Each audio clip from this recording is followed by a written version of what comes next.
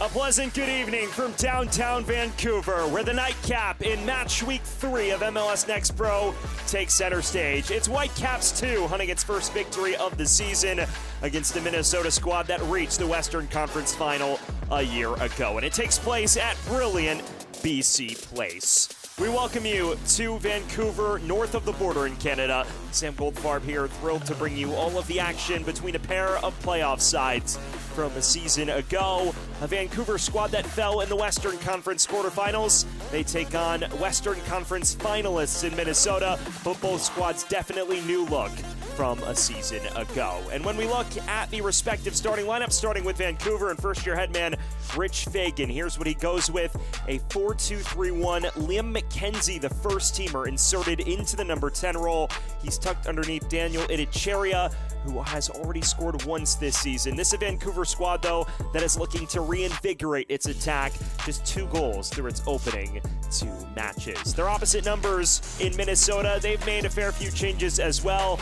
Keep your eye on Marcus Caldera, an exceptional professional debut with a hat trick against Austin FC2. But last week, they were blanked in a 3-0 defeat at St. Louis. They make a fair few changes, including the introduction of first-teamer Dominic Fitz.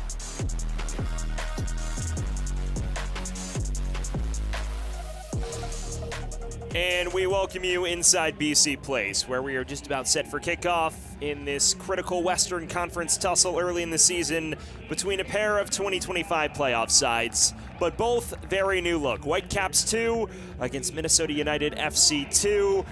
The question is, which of these 2 teams will get off on the right foot and begin to close March on a hot stretch? The blue and white for Vancouver, 7th place finishers a year ago in the Western Conference, falling in the quarterfinals to eventual Western Conference champions Colorado Rapids 2. But massive overhaul, including the coaching staff. Rich Fagan becoming the head coach for his 2nd stint, first since 2017. He takes over a squad that returns just 4 of 13 players that made double-digit starts a year ago. For Minnesota United FC2, numerous changes, including neither of their double-digit goal scorers returning from a season ago. Luke Hilley still working his way back from an ACL tear he suffered last season. Meanwhile, Logan Dorsey is on loan in USL Championship, so those 2 players not at Fernando Adi's disposal as he oversees things in his first season of action. It leads to a pair of squads that feature a fair share of first-teamers, especially on the Minnesota United FC2 side of things. If you look at the 11, Troy Putt in addition to Dominic Fitz, and then the front line of Marcus Caldera and Mamadou Dieng, both contracted first-team players. This is a mountain to climb if you're Vancouver, taking on a bevy of mature professionals here. So it will be Vancouver going from right to left on your screen, Minnesota in their away blues from left to right. We await our referee signal to get everything underway here from BC Place for Vancouver Whitecaps FC2's home opener in MLS Next Pro.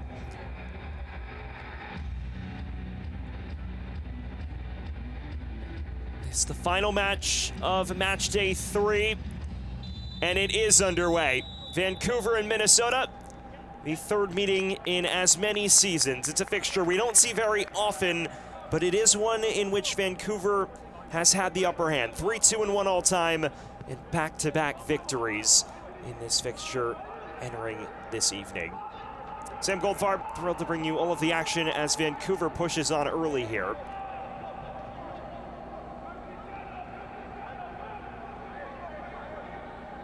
It'll be interesting to see how this attack comes to fruition. We mentioned it off the top, a side that scored just twice in their opening 2 matches. Fell 4-2 at Ventura County in the opener before being blanked in a somewhat frustrating affair at Portland Timbers 2 a week ago. That a fixture Rich Fagan said he felt his side improved significantly in terms of defensive organization, but also felt that his squad was lacking an ability to flash bite and directness on the counterattack. We'll be hoping for a little more of that here this evening.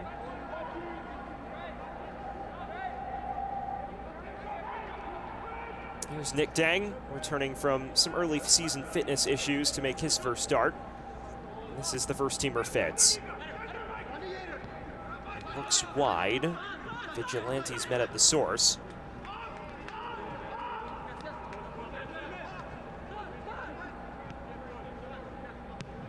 Early on, Minnesota, a statement of intent, knocking it about. Here's Troy Putt.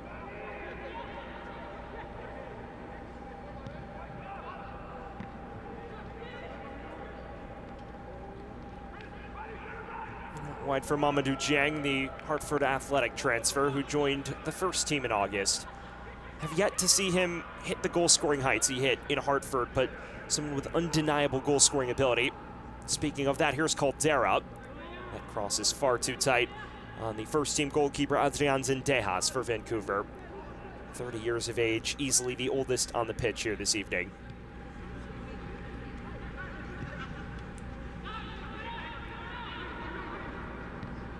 On the opposite side of things for Minnesota, it's been an up-and-down start for them as well. 4-2 victors against Austin FC2 in their season opener, and that included a Marcus Caldera hat trick on his professional debut that earned him Player of the Match week for match day 1. But last week, disappointment in the rematch of the Western Conference Final at St. Louis City 2. They fell 3-0. A game in which Fernando Adi said he felt self-inflicted wounds was the primary cause for that defeat.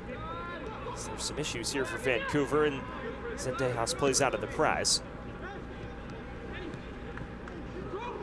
Idicheria gives it away. Fortunate for him that Zhang couldn't surge through the defense. Here's McKenzie. Sewell. Squirts it wide. Sahil Dale, first time ball to Idicheria. Deflected behind by Kabia for a corner. It's a promising start from Vancouver.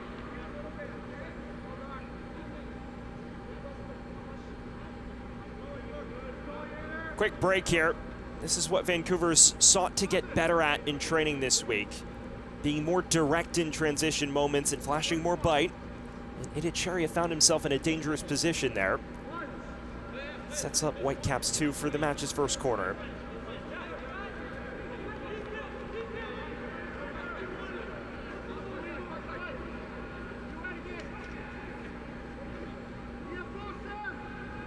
Outswinger. Nodded away comfortably by Caldera, but only as far as Sewell. Time and space to roam for Zuluaga. He was dispossessed on that occasion.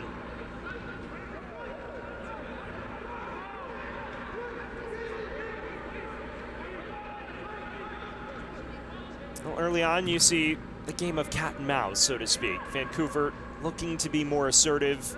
It's a Minnesota side that, at least last season, more known for its counter-attacking prowess, was able to absorb pressure defensively and then catch teams on the break. With clinical finishers in the forms of Logan Dorsey and Luke Hilly, that was a more viable proposition. They've sought to replicate that with Caldera and Dieng here.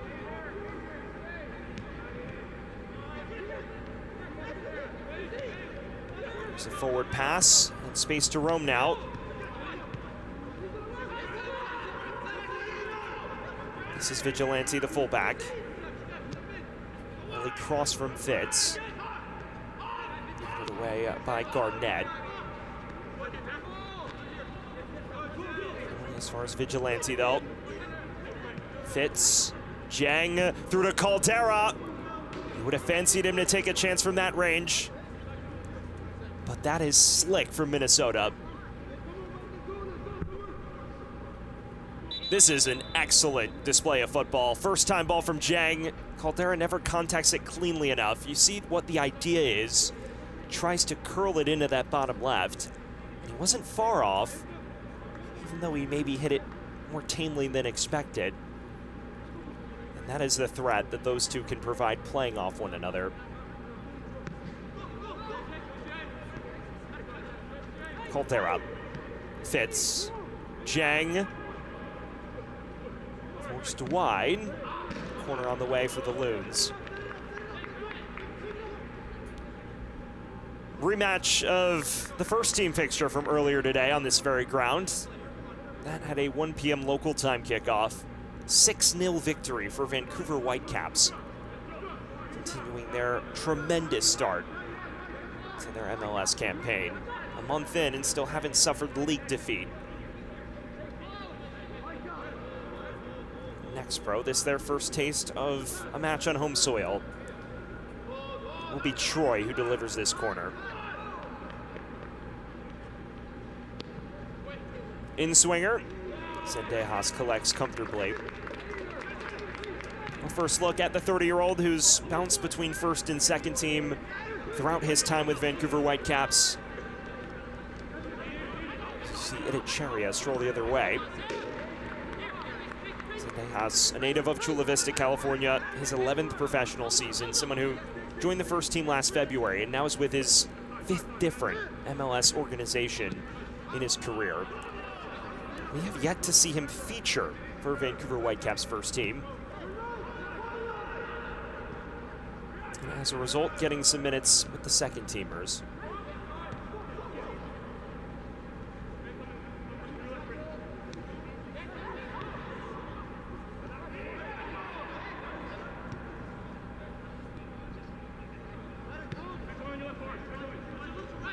Amponsa. Garnett.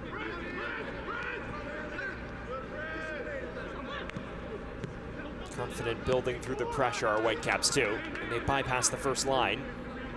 There's McKenzie. Very talented 18-year-old. His first second team appearance of the year, but someone who's ascended through the Whitecaps Academy ranks since joining at 13 years old. Now on the fringes of the MLS outfit.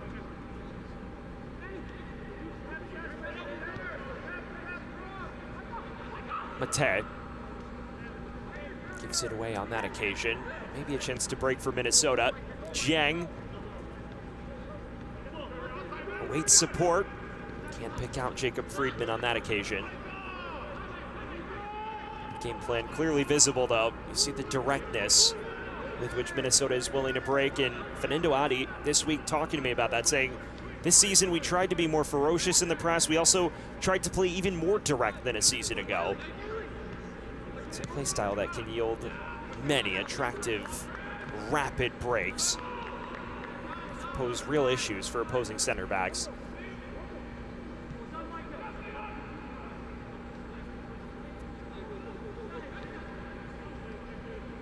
Well, 10 minutes gone in this one. We welcome you to BC Place if you're just joining us on MLSnextpro.com or OneFootball. Sam Goldfarb north of the border in Canada. Vancouver Whitecaps FC2 opening their home slate against Minnesota United FC2.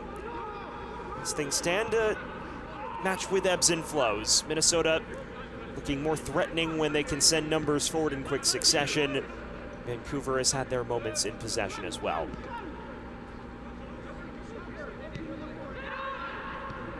That's given away rather cheaply. Here's Dale for Vancouver. Low cross in, runs all the way across the face. And I think Kaiser-Roon will breathe a loud sigh of relief.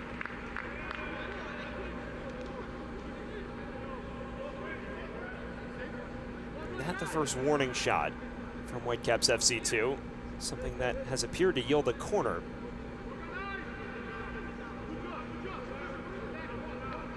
Second of the match already for the home side.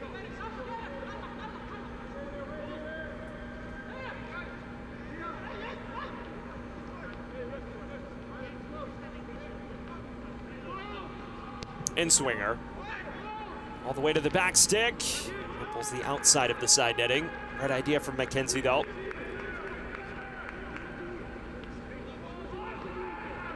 On the other side of things, for Minnesota, it is the academy product Kaiser-Roon between the sticks. Historically a backup throughout the last two campaigns for Minnesota United. This season elevating into the starting role with Kane Rizvanovic on loan. This is his chance to carve out a regular spot. Fernando Adi mentioning that at the moment, juggling things between himself and Keane Perkins. As Jiang is held back and wins a set piece for the Loons here. Yellow card shown as well, the first of the match.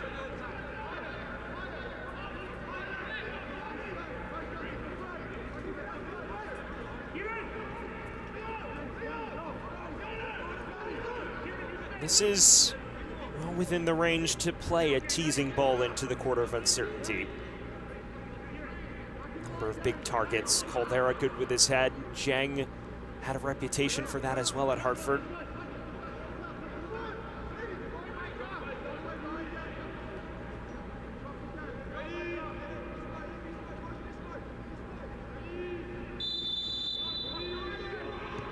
Arcing it in menacingly. Got it away before it can reach Zhang. This is McKenzie now. Coda running it down, but not able to pick out Caldera, and ultimately the chance comes to nothing as Mamadou Zhang is still prone on the pitch.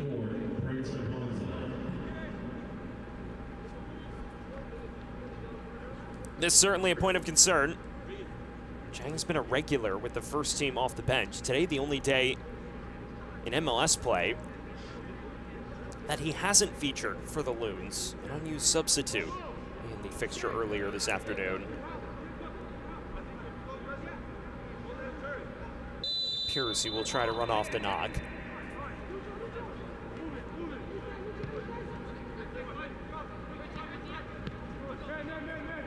Well, and Ponce's shown the yellow. First man in the book for either side at the moment. Sewell sends it wide. This is Idicheria. Sends in Zuluaga in space. Trying to dart past two defenders and did rather well. Managed to win a corner for Vancouver. There is one of the many new additions going forward for Vancouver. Yeder Zuluaga, 23 years of age, out of Seattle University. And already asking questions of this Minnesota back line.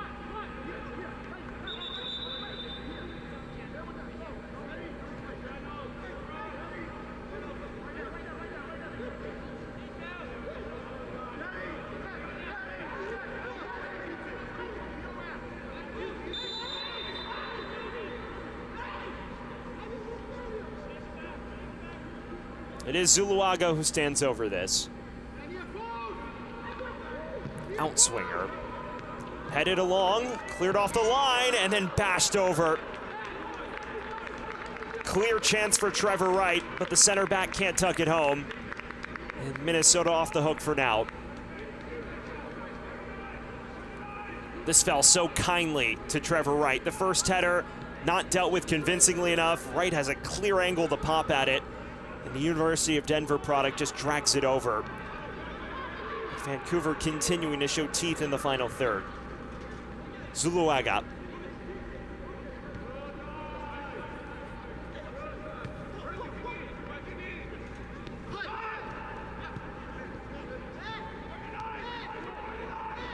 McKenzie. Zuluaga again. Picks out McKenzie. Just in front of him. Kaiserun timed his jump well. Vancouver, though, starting to find some real levels of comfort in possession.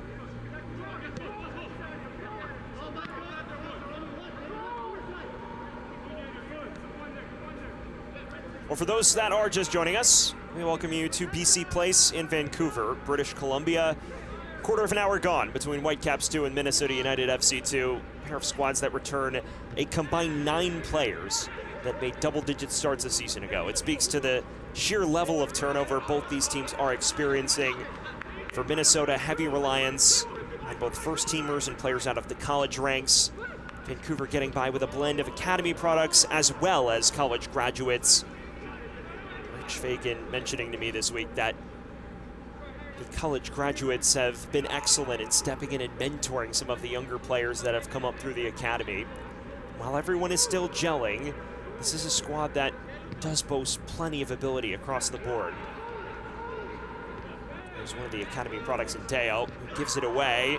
Jiang goes down.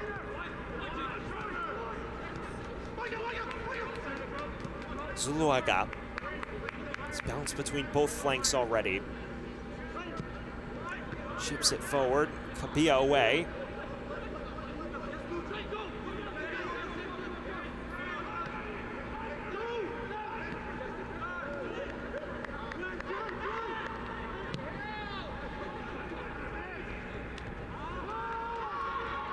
Dale. Sewell. Zuluaga. At the center of everything so far for Whitecaps too. Already drawing 2 defenders.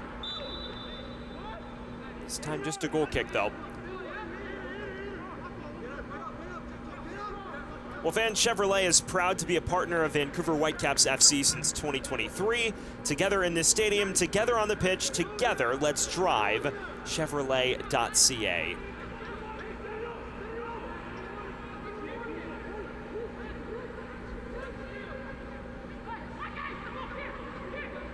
Midway through this first half between Whitecaps 2 and Minnesota United FC 2, and it's one that has a layer of intrigue.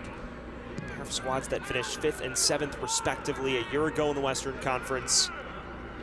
Right now, nothing to separate the 2 squads. Hit Cherry up. Tabia tracks him step for step. And Pacoda, the Ohio State graduate.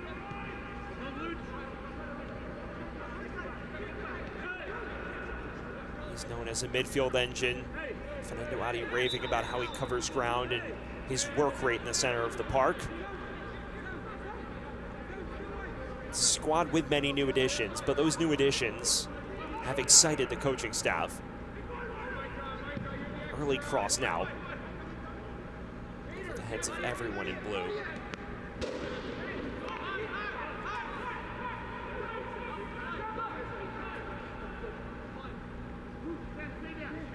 It was an interesting year for Vancouver Whitecaps FC2.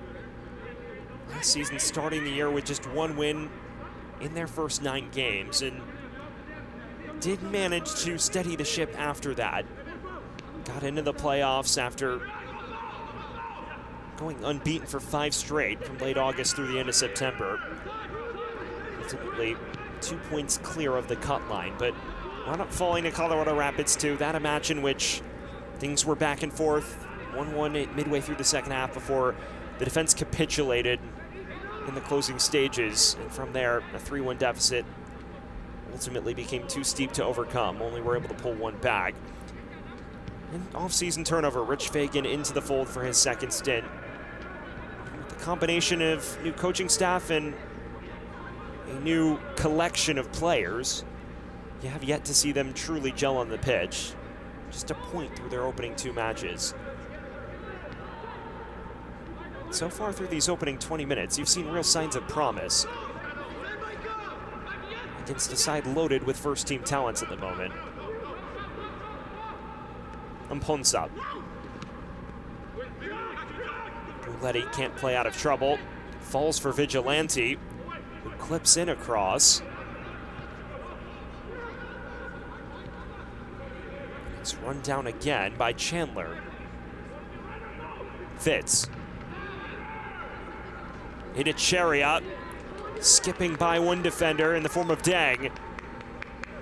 Hit a Chariot, brought down in the area by Dang, and the referee immediately points to the spot.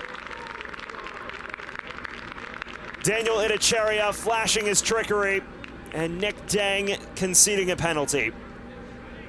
It's just a battle for pace here. Itachariya has Dang on the back shoulder and then just cuts it back, and Dang comes in far too aggressively, clips him around the shin area, and that sets up Vancouver with a golden opportunity to open the scoring.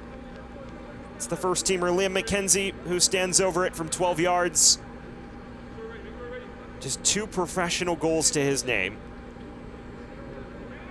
one of which came a season ago in MLS Next Pro. McKenzie against Zaroon, as Vancouver looks for an ideal start to this. And McKenzie rolls it in. The first teamer puts Whitecaps 2 on the score sheet, and inside 21 minutes, Vancouver leads.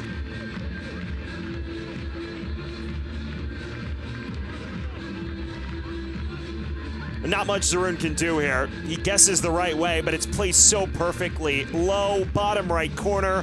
Just enough ferocity and velocity to keep it outside of the 18-year-old's reach. And it is Liam McKenzie the first teamer who opens the scoring. A product of Whitecaps BMO Academy. Some new signed a 3-year homegrown contract with the first team last August. A former regular in the second team fold 2 years ago. He's been bouncing between MLS and Next Pro outfit ever since, providing a positive start on his season debut. Vancouver 1, Minnesota 0. And now the Loons may have to come out of their shell a touch more.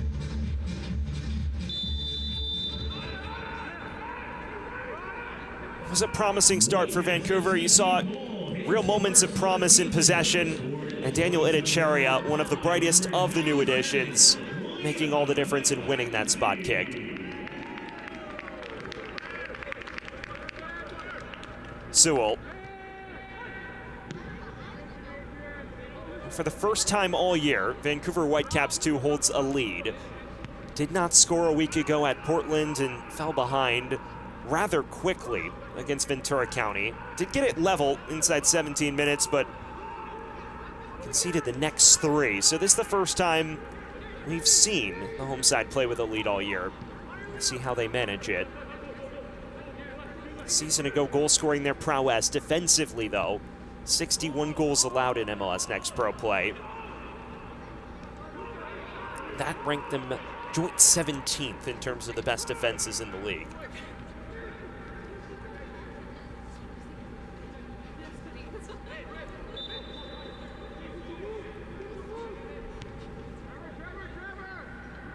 Caldera.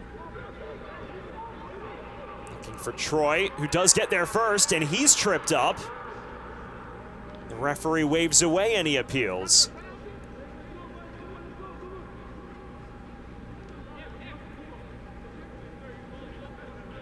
Maybe an eyebrow-raising decision that Fernando Adi looks back on. A penalty given for only slightly more contact on one end.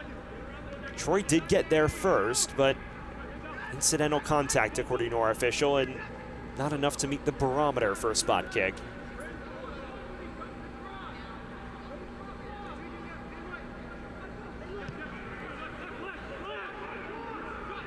Kabi up. Jang.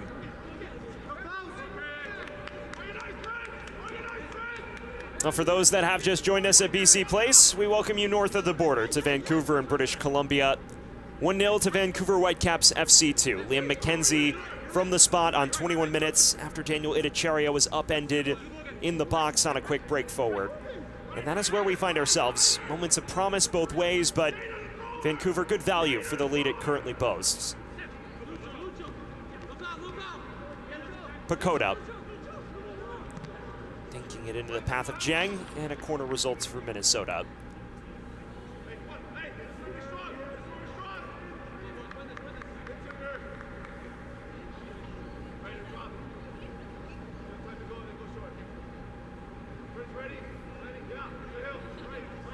More target practice for Kieran Chandler, another first-teamer in this Minnesota squad who ascended through the second-team ranks a year ago.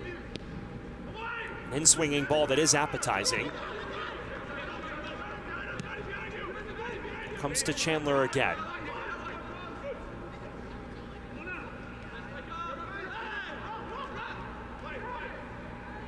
It's tenacious defending.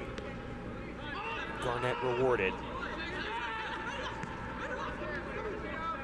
Fitz. He's fouled, much to the chagrin of McKenzie.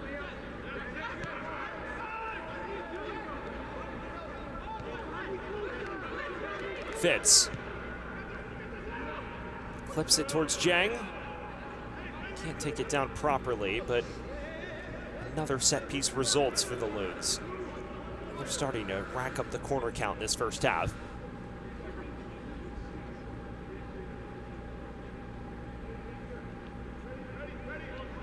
More opportunity for Dominic Fitz, the 26-year-old. Working in and far too tight on Zendejas.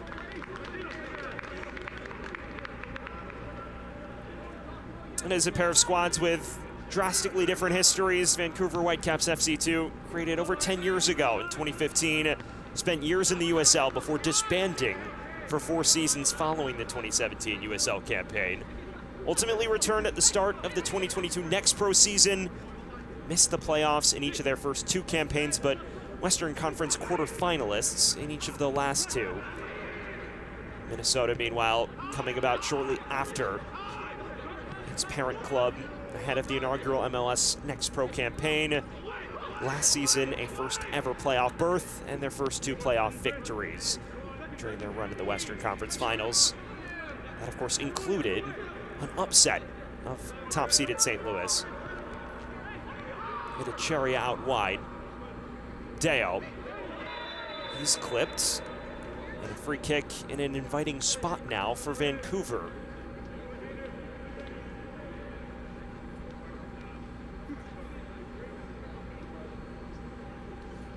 You see here Dale weaving a web of lies, and then Dominic Fitz just sticks a leg out aimlessly. Appears he actually took the brunt of that contact as well. So there was no real positive that came out of that situation for him.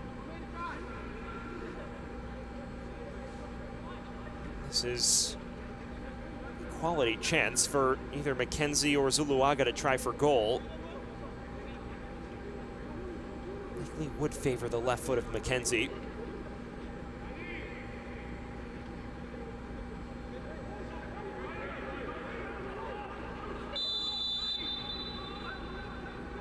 It is McKenzie, always rising.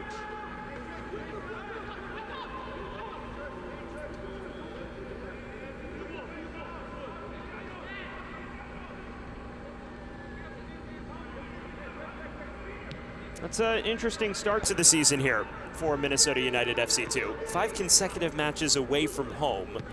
Of course, they fared well at Austin, less so at St. Louis, but traveling takes an impact. And talking to Fernando Adi this week, he mentioned, especially in the St. Louis fixture, with the way things were set up, they couldn't get a proper training session in the day before the match. And he says psychologically that weighs on you as a player. Felt that that was apparent in the way they started against St. Louis last week. Fell behind 2-0 inside the opening half hour before Makai Joyner pretty much put any doubt to bed 8 minutes after halftime. He said that he felt his side still flash quality work rate out of possession, but it was mental lapses, individual moments, and errors that allowed them to gift wrap 3 goals for St. Louis. A far cry from what was a strong performance a week prior in their opener at Austin. And early on, you've seen a more cohesive and confident Minnesota side, but one defensive mistake, setting up Liam McKenzie from 12 yards and allowing Vancouver to take the lead as we inch towards the business end of this first half.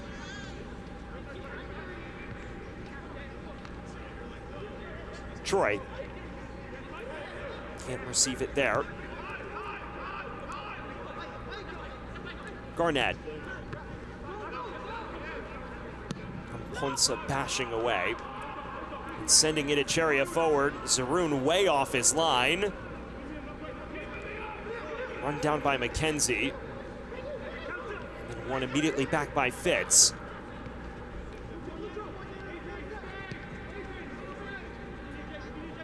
Friedman. 22-year-old fresh out of the college ranks. Looks to switch it for Jiang. Does reach him.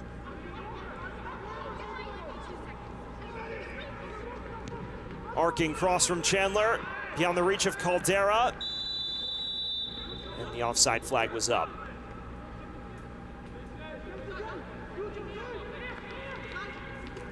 Well, fans, BMO is proud to be a founding partner of Vancouver Whitecaps FC since 2006. Join the Bank of Soccer at bmo.com.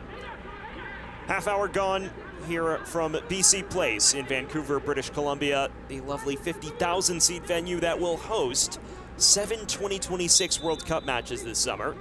Sam Goldfarb bringing you all of the action. Right now, Vancouver Whitecaps FC2 leads 1-0. Liam McKenzie from the spot 9 minutes ago. His penalty is what makes the difference. It is a merited lead, although Minnesota has flashed plenty of teeth and promise the other way. It sets us up for what should be an interesting conclusion to this first half.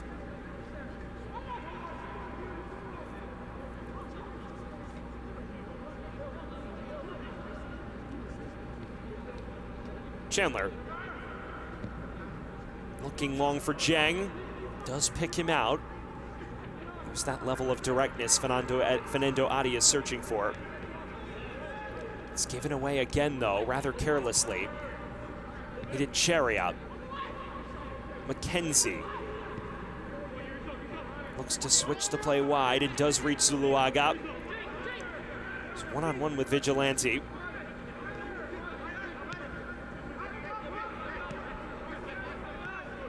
Amponsa.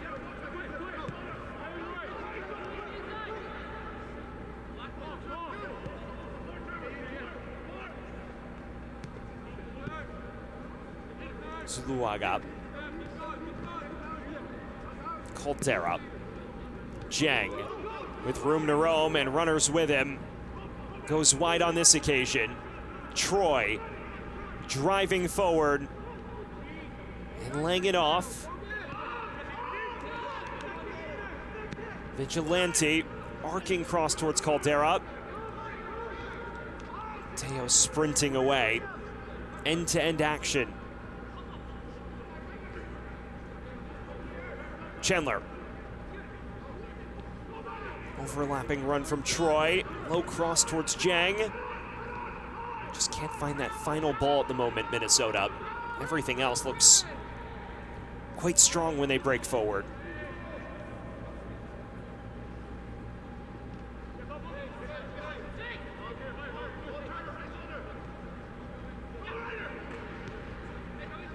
Pacoda. Chandler. Pacoda again.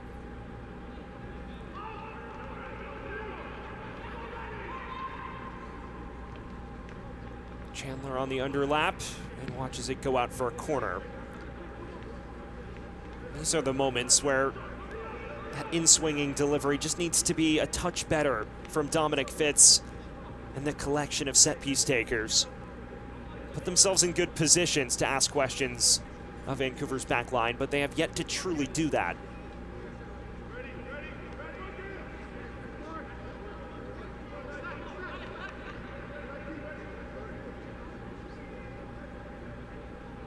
Fitz arcing it in. Amponsa away. Falls to the edge of the area for Pacoda. Never hit it cleanly.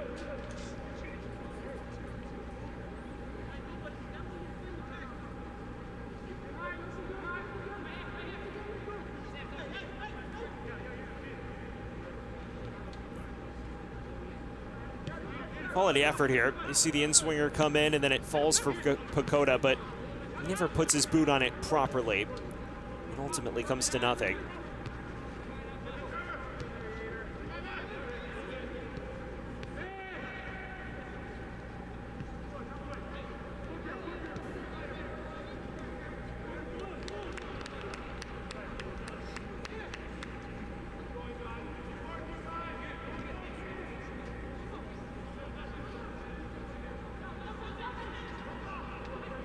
Jang loses out. Trevor Wright muscling him off it. Nearly given away, and now it is. Caldera.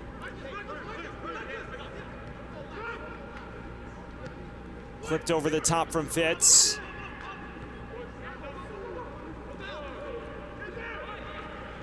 Troy. This is Friedman. Cuts inside on his left, crosses it towards Caldera. Never gets a clean enough head to it.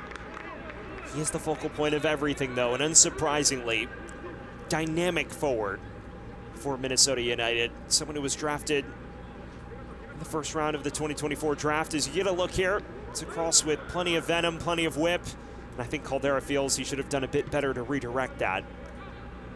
They're getting him in all the right spots.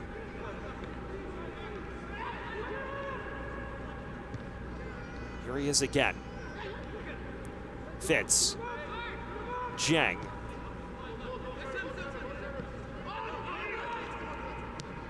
Fitz hooking it in towards Jang. The first shot on target, but it's a rather tame one.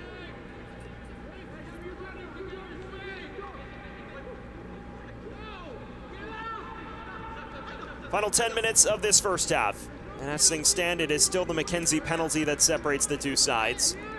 But with the way this is unfolded, it does feel like there's another goal in this. The question of which way it will go is really the pressing one.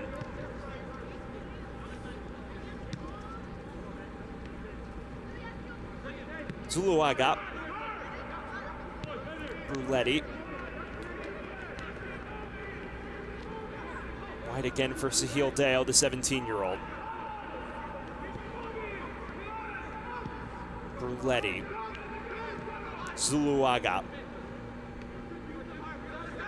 Looking to do Vigilante for pace, and he can't do so.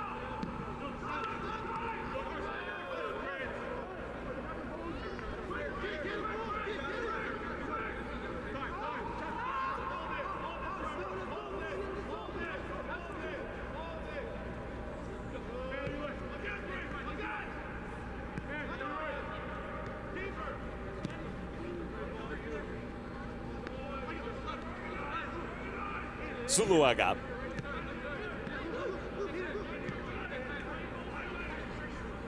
Bruletti.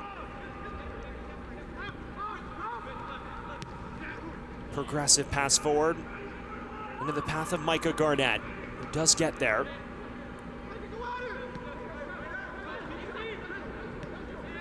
Ebbs and flows possession-wise for both these sides.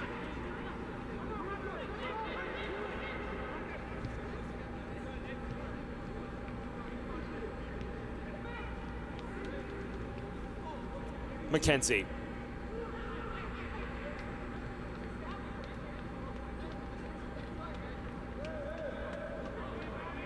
Dale. Playing out of tight spaces well, Vancouver.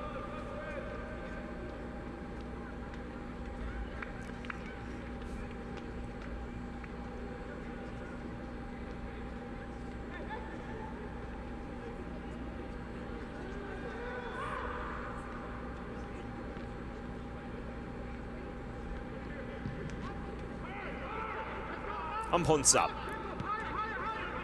Relentless bout of possession here from Vancouver.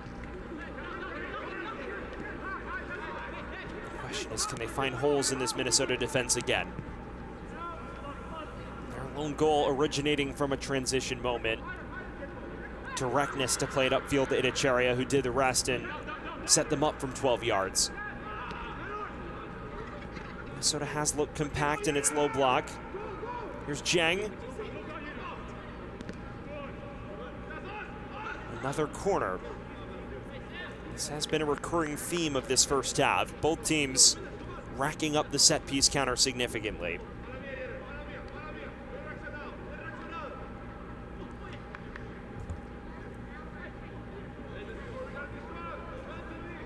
Once again, more opportunity for Kieran Chandler, who's been the go-to from these situations. What can he conjure here as we tick towards halftime?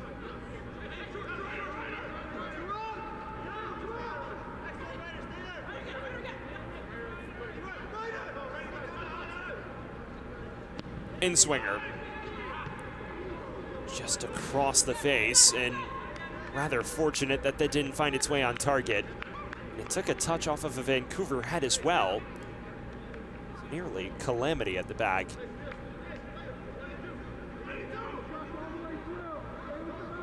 It was a delivery with plenty of menace to it. This one a bit higher, more routine for Zendejas.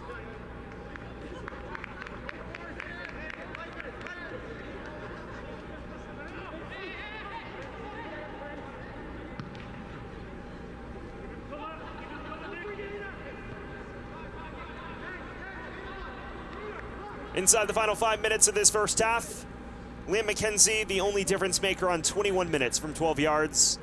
Since then, Minnesota's enjoyed a good chunk of possession, but has yet to truly test Adrian Zendejas and company. And Vancouver's more than held their own as well. Pakoda. Jang. Taking on Garnett and losing that battle.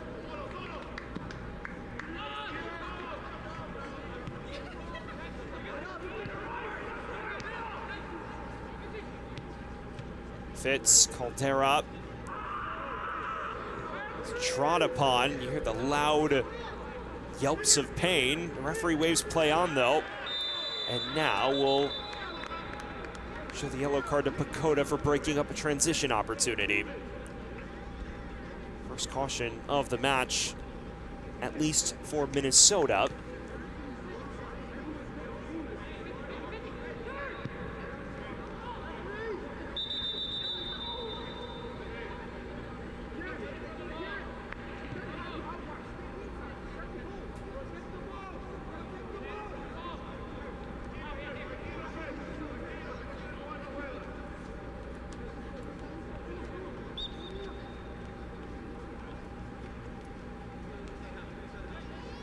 Well, we've yet to see Marcus Caldera truly impact the match, but he's had moments, one-touch balls, got the end of that first-time pass from Jiang, in which maybe could have wrapped his foot around it better.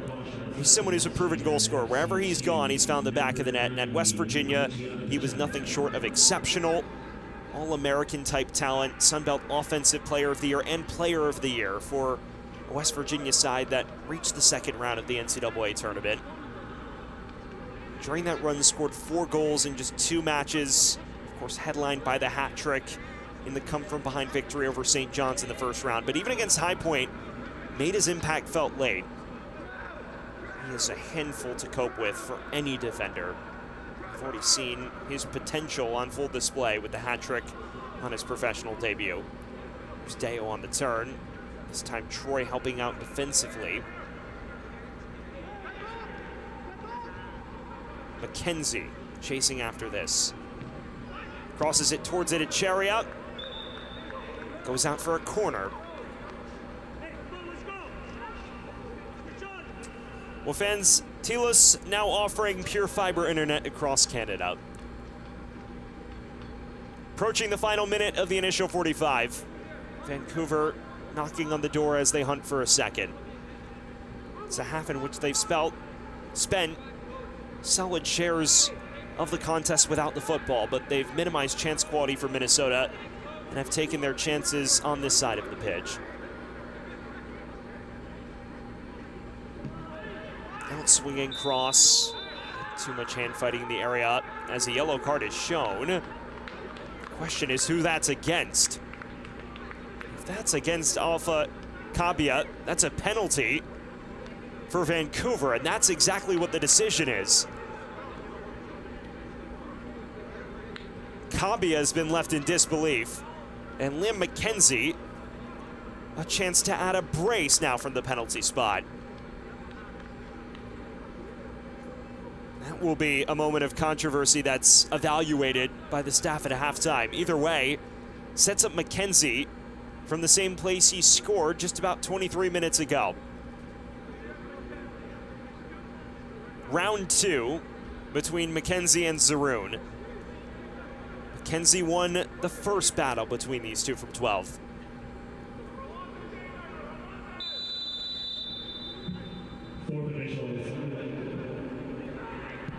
And he doubles the lead here. A brace of spot kicks for Vancouver and Liam McKenzie. And just like that, they double their lead.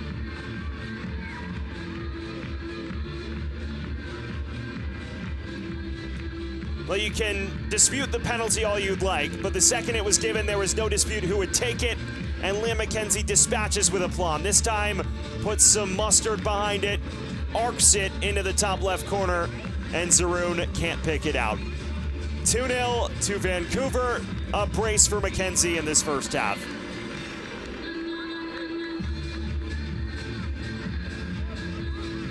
Well, he's doubled his professional goal tally in one half of play. Just 2 goals to his name in the MLS ranks prior to today. He scored twice from the spot, and he's put Vancouver in front by multiple goals for the first time all year.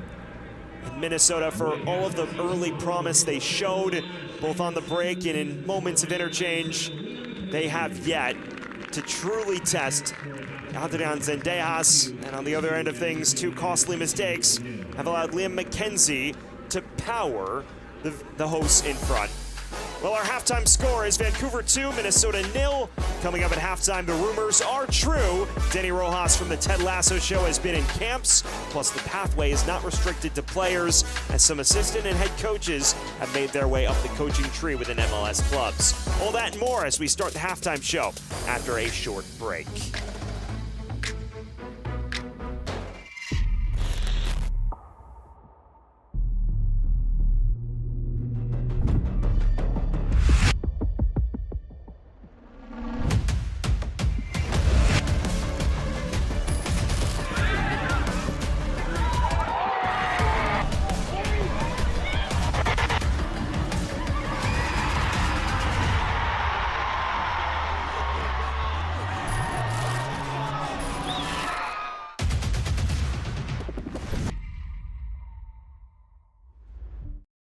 Yeah, boys hear sentiment, flow tastes sweet like cinnamon. Open up doors, I'm a gentleman. View top floor, I'm still staying ahead of them. Running on fumes and adrenaline. Do what I do best, can't rush in like a roulette. You can't name a better duet.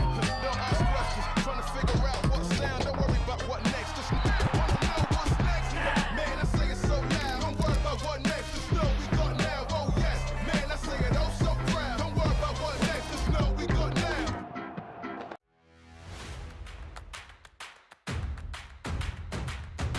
Should be a fun season of MLS Next Pro. Oh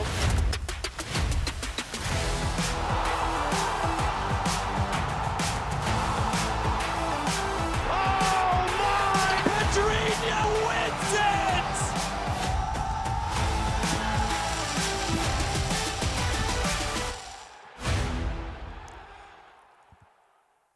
We welcome you back to Vancouver, where our halftime score reads Whitecaps 2-2, Minnesota United FC 2-0. There have been a number of coaches who started with the youth and to the next pro side and are now assistant and even head coaches in MLS. Let's meet a player who had a decision to make after his career between the lines and decided to give it back as a coach as we head to North Texas and chat with Matt Hedges.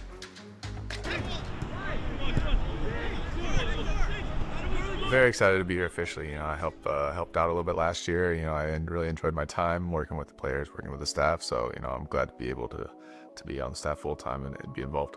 Towards the end of my career, I started thinking about what I wanted to do. Post playing, and coaching was something that for a while I didn't know if I wanted to do it. When my kids started to get a little bit older and I started doing it with them, I started enjoying it, and I thought I had a lot of knowledge that I could pass down to young players. That was kind of an easy decision after thinking about it. There's lots of different things that I can teach them from my career, but also, the mentality, the intensity, the winning mentality is what I want to bring to the young guys, because they're going to need that.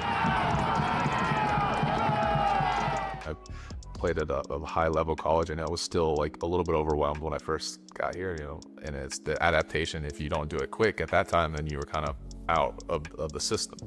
But now I think, especially with the academy and bringing those guys up and then moving into a environment like MLS Next Pro with North Texas, then I think it's a big jump in the quality of everything that is involved with this, and I think it's huge for developing players. I think there used to be a lot of guys who kind of got pushed out of the system if it wasn't working right away, but now those guys maybe get a second chance and can develop into good players. Yeah, it feels good. It feels like home. Like you said, I've been here for a long time. I know a lot of people here.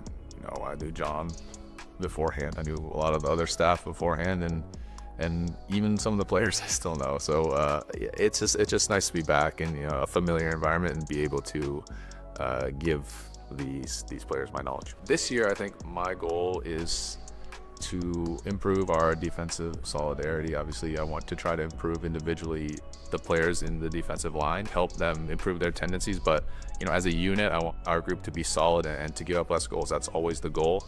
And for me, that was my big thing as a player throughout my career. I always wanted to give up less goals, and I think that's something I want to pass on to these defensive players.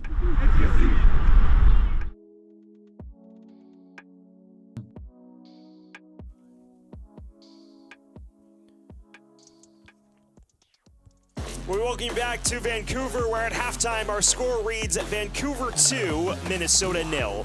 And it's not an act. One of your favorite Ted Lasso actors did make an appearance in a camp and can play. And we tracked him down to talk about the experience with the Chicago Fire. Hola, hola, this is Cristo Fernandez, and we're here at the new facilities in Chicago Fire. Very happy and grateful to be here. I know I've been doing more acting and filmmaking these last couple of years. I would have never imagined how life was gonna turn for me. Never imagined that with my new dreams of film and acting, football, soccer was gonna be the thing that was gonna open them for me. I say this because I've always missed football, soccer. That's my first love. The level is very intense, young upcoming players, so lots of potential in this club. I can say that this is world-class level. I played professionally back home in Guadalajara. We didn't have this level of world-class facilities. I think the club is doing something great for both the city, the team, the players. It's a dream come true for anyone to be here, so for me it's also a dream come true to be here now, and I am grateful for the opportunity. What has surprised me is the level of the team. I've seen both the first team, the second team, the players, they're doing something great. And what surprised me as well is the quality of the people, very nice people. And that also says a lot about the club, and I think that's very important. It's been really nice getting back to the field, training, and really giving my best and believing I still can play this professionally, and we'll see where the dream takes us. But it's been really nice.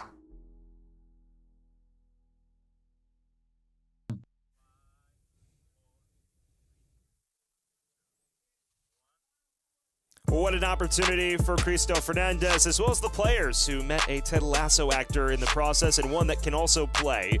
As halftime continues, let's reintroduce our newest club in 2026, CT United.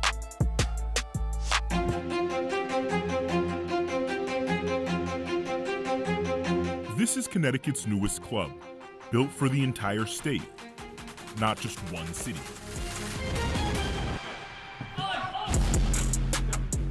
Connecticut's a pretty culturally diverse state. Doesn't really have one major city. There's a bunch of small cities that are pretty close to each other. Ladies and gentlemen, please help me welcome to the stage the founding partner of Connecticut Sports Group, Mr. Andre Swanston. I remember feeling like, okay, it's on now, because talk is cheap. A lot of people say, oh, you know, I'm gonna own the team, and da-da-da. You hear that all day, everywhere. And so it kind of, you know, it was late 2023 when kind of everything went through. We knew it was approved and it was gonna happen.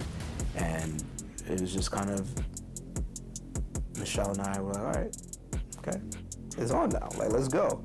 I want to thank all of you who have made today possible and who worked tirelessly behind the scenes to bring these ideas to life, including the entire team from the Connecticut Sports Group. Before the first professional match, the foundation was already in motion. In 2024, CT United launched its professional academy. We started our academy first because we wanted to, one, make CT United tangible to the community and so they could see it, touch it, feel it, that we're here. One of my first conversations with Andre and Michelle, when I met with them and we really started discussing, you know, their vision and what they wanted for their football team in the state of Connecticut, the ambitions, they're breaking down the barriers for giving kids opportunities to play in the academy. Once you have that idea, then I think it becomes pretty clear in terms of now bringing in the right people in your staff and to start to identify the right type of players you want to come in. It starts in MLS Next, and it continues in MLS Next Pro. I think we're headed in the right direction. You know, we have a good group of guys. Coaching staff is alive and ready. And I think we're just pushing towards, you know, the start of the season and looking to have a good season. We knew that we wanted a team that was entertaining. We wanted a team that was going to dominate with the ball and against the ball. A team that looked to play forward, a team that is aggressive. They're entertaining players, man. I mean, I'm really excited being in the league for 4 years and seeing the group that we're gathering together makes me happy. What the ownership and the sporting director laid out to me, we had a couple of calls before I decided to join the team. It was very ambitious. I like what they have planned for the team, and I like the future, and I want to be part of this project. We have a lot of young players, so I know we're going to be very energetic. We're all here to learn, to get better, And you know, when you're young, your brain is like a sponge. So, here's the standard. Connecticut is used to winning. We've got to show them like we're playing for real, like we're not messing around. And then also I think with being the only black owner in the league, like I'm not losing, right? Like I refuse to make it seem like I can't build something that can compete on the level.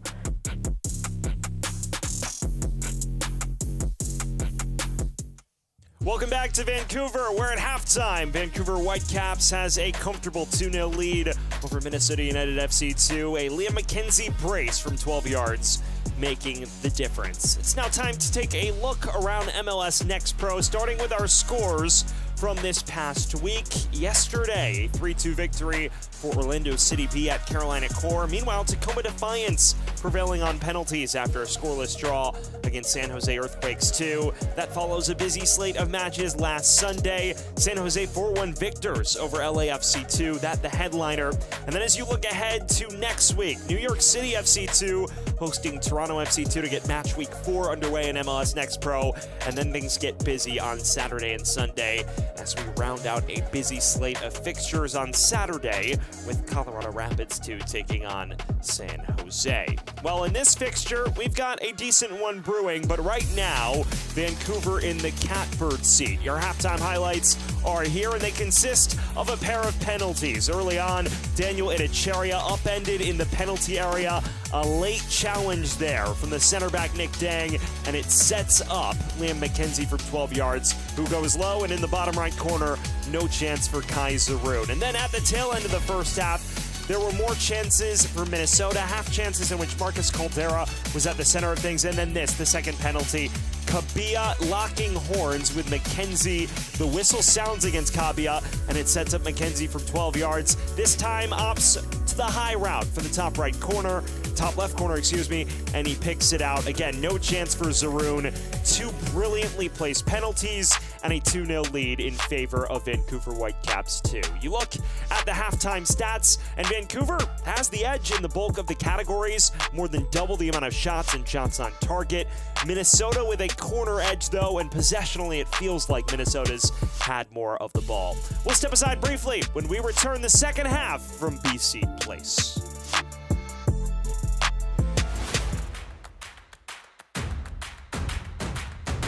Should be a fun season of MLS Next Pro.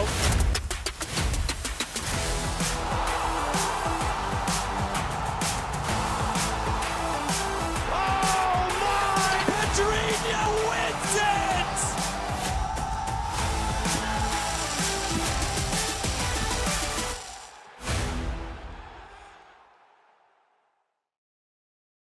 Yeah. Boys hear sentiment. Flow tastes sweet like cinnamon. Open up doors, I'm a gentleman. View top floor, I'm still staying ahead of them. Running on fumes and adrenaline. Do what I do best. Can't rush in like a roulette. You can't name a better duet. Don't ask questions. Trying to figure out what sound. Don't worry about what next. Just wanna know what's next. Man, I say it so loud. Don't worry about what next. Just know we got now. Oh yes. Man, I say it oh so proud. Don't worry about what next. Just know we got now.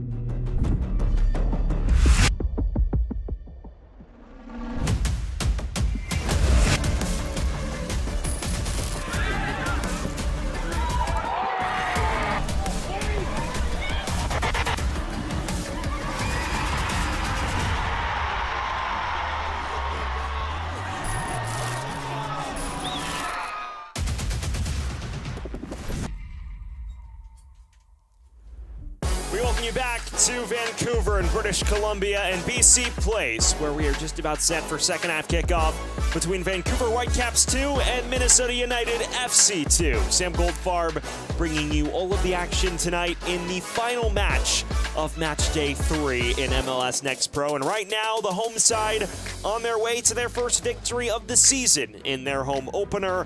Whitecaps 2 with a 2-0 lead against the Loons.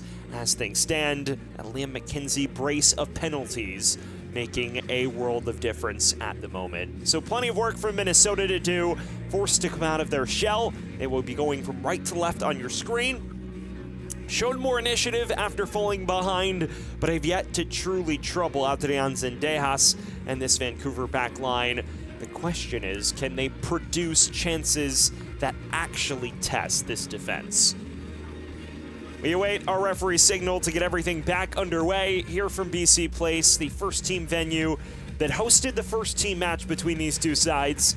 A 6-0 victory for Vancouver Whitecaps over Minnesota United. So right now, between first and second team, a combined 8-0 on aggregate in favor of Vancouver. Already an error here by the goalkeeper, and a major chance to make it 3, and it's dragged wide by Daniel Itticheria. Kaiserun got himself in a world of trouble right from second half kickoff, and he is the luckiest boy in the building.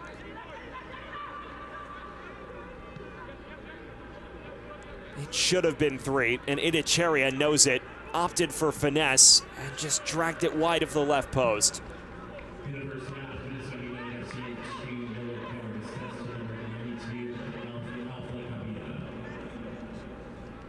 Well, that's a lively start to this second half, and it's a heart and throat moment for a Minnesota side that nearly saw any hopes of getting anything from this fixture dashed.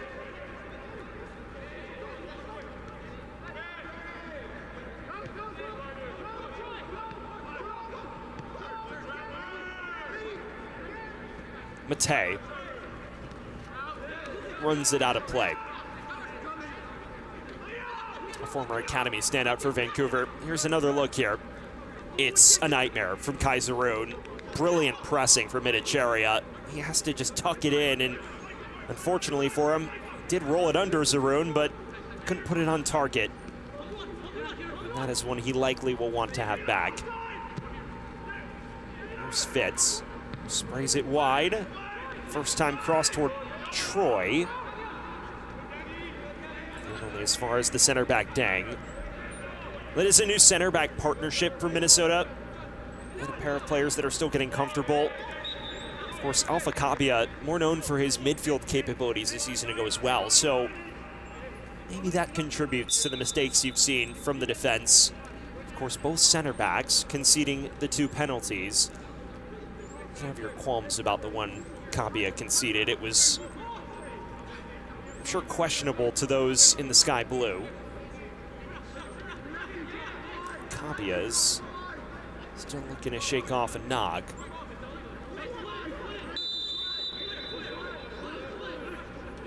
Well, it will be Zaroon who stands over this. Arcs it forward. It's flicked along by Kabia and out of play rather harmlessly.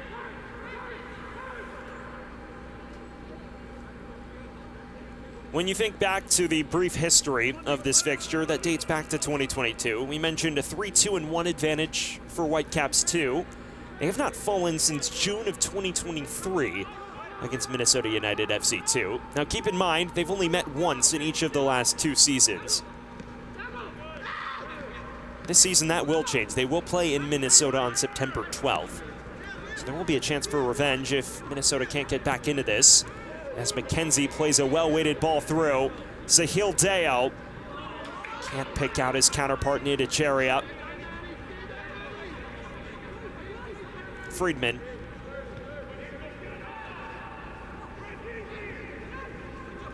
Friedman, the Monmouth standout in his first professional season.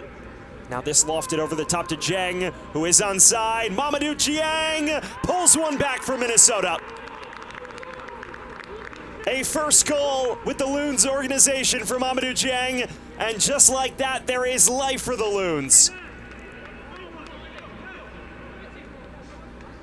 Well, from a glaring opportunity for a Vancouver striker that goes by the wayside to a glaring chance that is taken by a Minnesota one. Mamadou Jiang, excellent striker play, running on the back shoulder of the last defender, splitting the center backs, and you see him just roll it in. They nearly cleared it off the line. You saw Trevor Wright racing after it, but a couple footsteps late, and just like that, Minnesota's back in it. All of a sudden, the tenor of this is completely changed. What a goal scorer Jang was at Hartford. 23 goals during his time there, 12 goals a season ago in 27 appearances for the USL Championship side before making the move in August to Minnesota's first team. And he's offside here, but I'm sure he'll take the trade-off to being onside moments ago.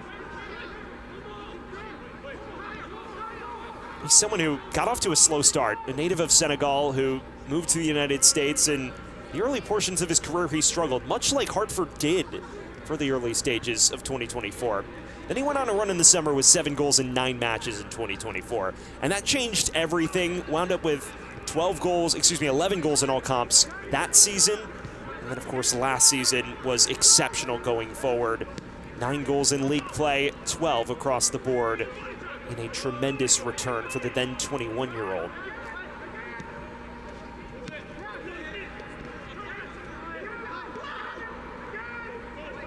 Wright is under pressure from Troy. It's one back by Dang.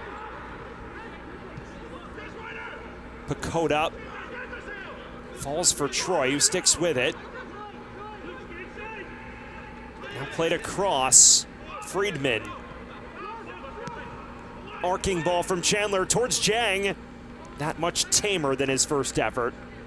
And routine for Zendejas in the end, but 22-year-old forward starting to make a real impact for Minnesota.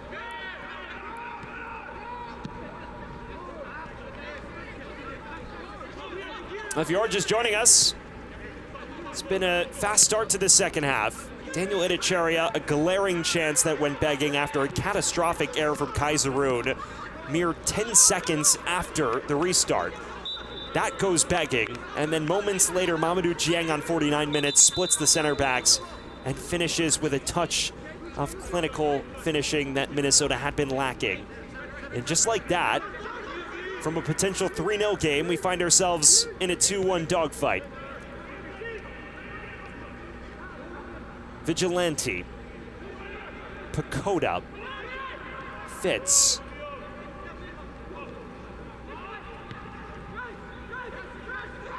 Dang. Roaming forward, Chandler darting to the byline. Cross takes an awkward deflection back to Zendejas. More signs of initiative, though, from the Loons.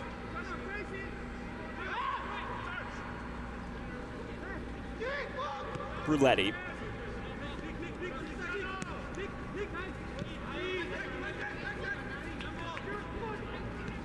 Chandler. Zhang, most recent goal scorer.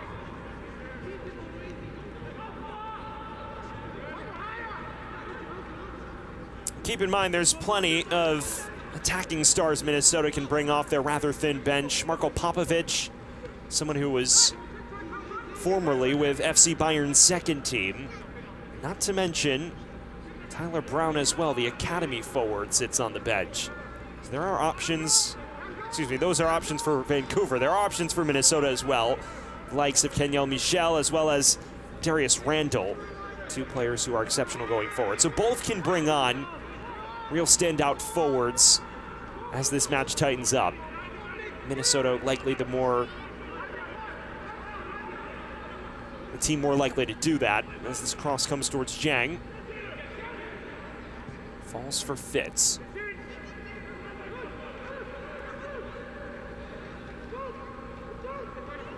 Takes it off Friedman's feet, and it goes down in the midst of all of that. May have taken a shot to the face from his teammate, unintentionally. We see him roam inside here. Friedman looking to create, and then Fitz just takes it from him. And it's an unfortunate collision between the 2 Loons. It's one that leaves the first team product prone on the pitch.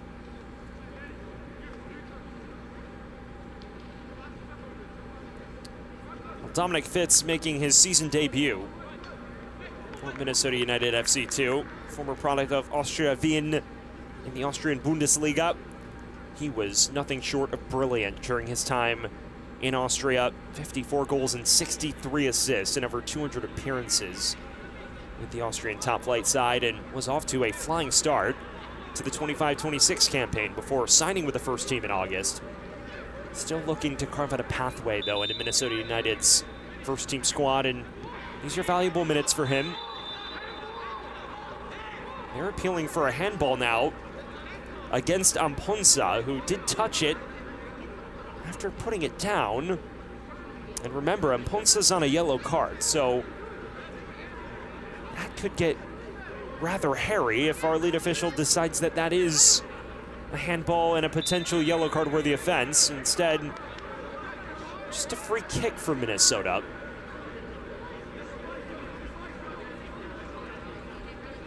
That's an unforced error, nonetheless, from Amponsa, even if he's let off the hook beyond that.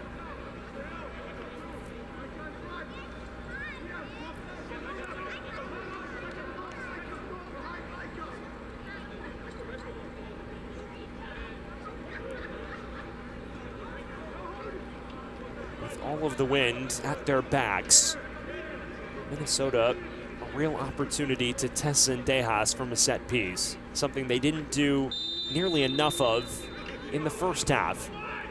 This pinged into the heart of the area, falls for Fitz, falls again for Kabia, and it was always rising. No real trouble for Zendejas.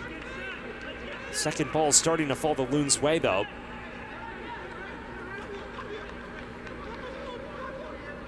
Well, here's another look.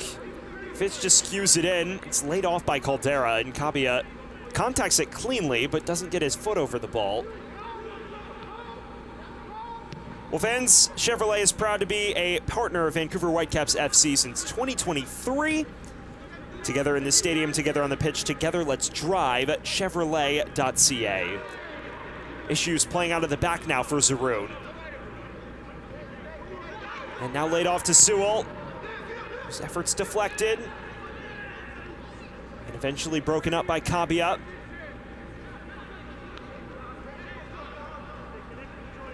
Jeng. Fitz. Immediately dispossessed by Amponsa. Ryder Sewell. Switching the play for Sahil Dale. And he is tracked step for step. Caldera.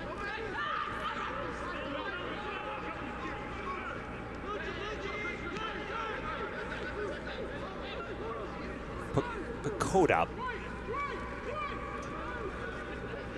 Fitz.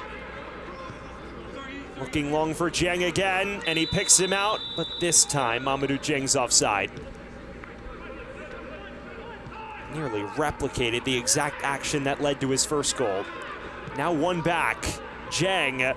Caldera. Caldera looking for an angle. Lays it back off for Jeng. Numbers stream forward for Minnesota.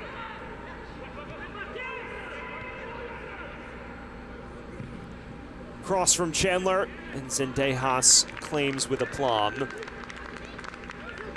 More promise for Minnesota, who has snatched this grip by the snatched the match by the scruff of the neck.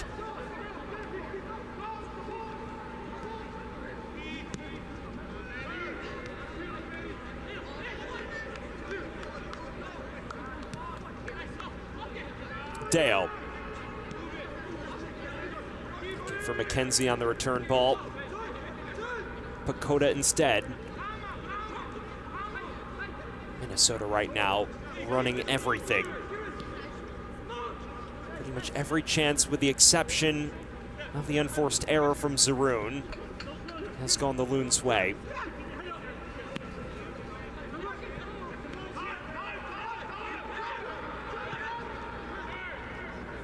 Here's McKenzie in acres of space. Looking for Idicheria. It's tracked brilliantly by Vigilante.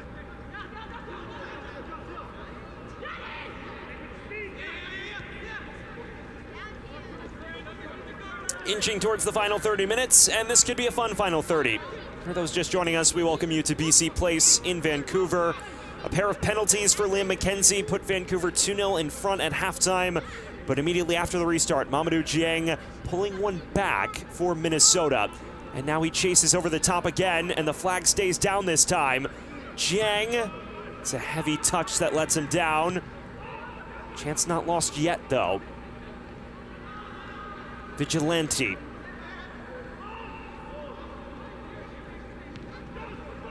Pagoda. Chandler. This time muscled off it by Dale, but only briefly. Chandler to the byline, and another corner for the Loons. This could be a long half hour for Vancouver fans as they look to see out their first victory of the young season.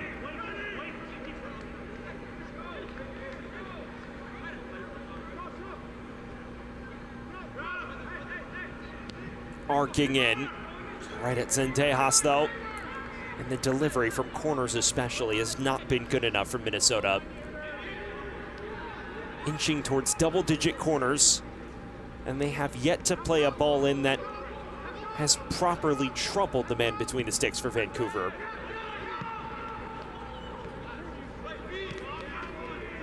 Deo.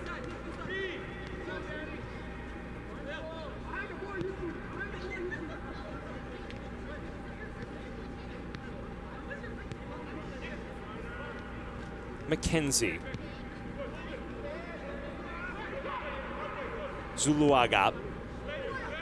Floating it wide. It's well weighted too. Bruletti. Flashing cross. Just beyond the reach of Itacheria. Runs all the way through to McKenzie, who's on a hat trick and turns to the byline. Vigilante doing just enough to see him off. Alpha Cabia is prone on the pitch. He's been grappling with a series of lower leg issues throughout this second half, and it appears he's starting to cramp. He's played every minute of this season to date for Minnesota United FC 2.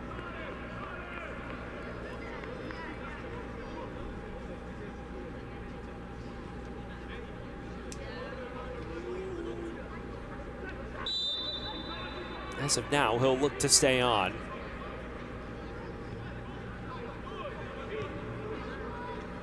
Zuluaga.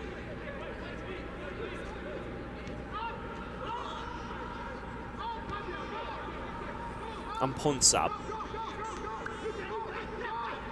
Vancouver just looking to establish some semblance of a possessional foothold here. Looking to take the sting out of this.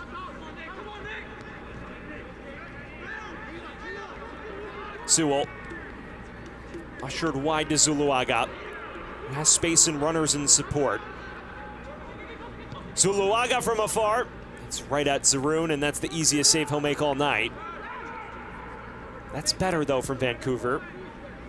And now Minnesota immediately looks long.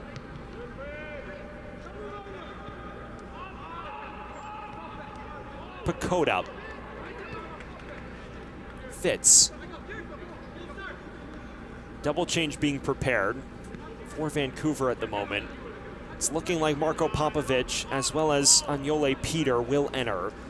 Popovic, as previously mentioned, the former FC Bayern second team product. Troy now clipped at the legs. And so the first domino in the chess match is getting set to fall. But not before we see another free kick for Minnesota. And more chances for Dominic Fitz to trouble this back line. Toward the back stick. Caldera heads along, but no one there to greet it. Not the best of headers across. And now we will see our first changes of the night, just beyond the hour mark. Rich Fagan has seen enough. He's looking for a pair of players to stabilize the match in Marko Popovic and Agnole Peter. Peter, an academy product. He's into the action and will replace what appears to be Sewell. Meanwhile, Zuluaga going off. Excuse me, Sahil Deo is going off for Marko Popovic. So Popovic onto the right, a versatile player.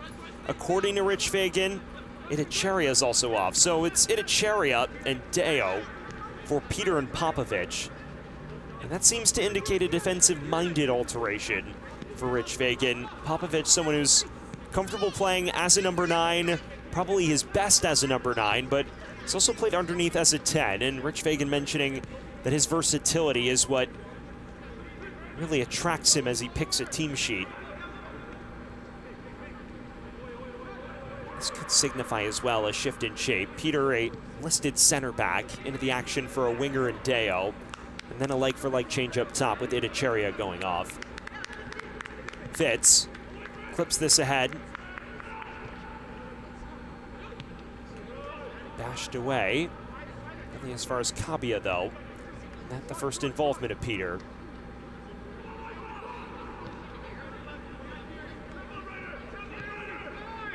Troy. Wide now for Chandler. Troy on the underlap. Just loses it out of play.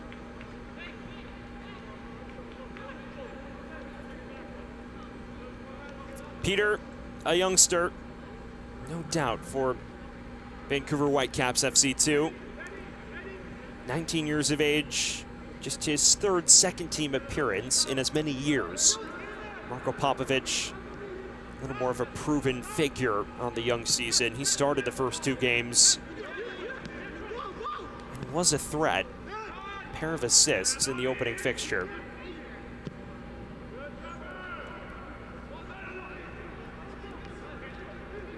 McKenzie. Peter.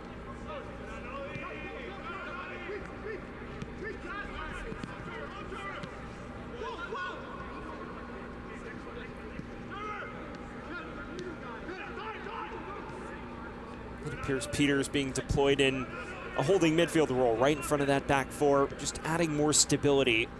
Minnesota was cutting through Vancouver for spells. Now Garnett into more of a wing role. High cross towards Popovich. Caldera.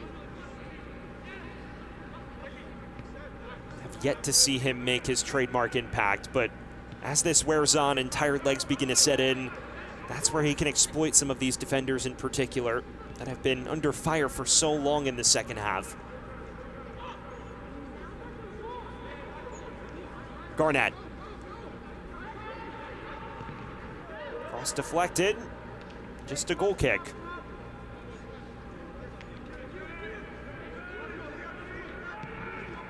We mentioned it before, Vancouver, known for the goal scoring a season ago. Last year, struggled defensively, 54 goals allowed. That ranked joint 17th in terms of best defensive records in MLS Next Pro. Was their goal scoring, 5th most goals in the league. That truly powered them into the postseason and allowed them to get results when it mattered in the stretch run. So far on this campaign, up and down performances in defense. This is a real test on whether they can see this out and get all 3 points for the first time this year. Sewell. Chandler read him step for step. Kabia. Looks long for Caldera. Broken up by Mponsa. McKenzie. With runners in support as well for Vancouver.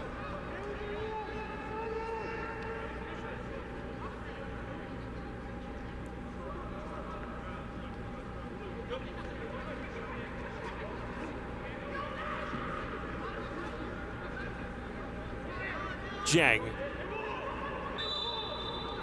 Whistle sounds against the forward for handball.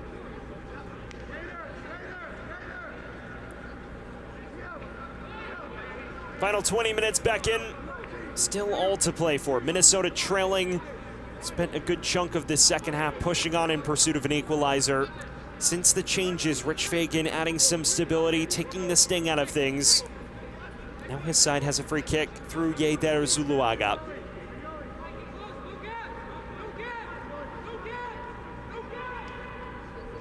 What can he conjure here?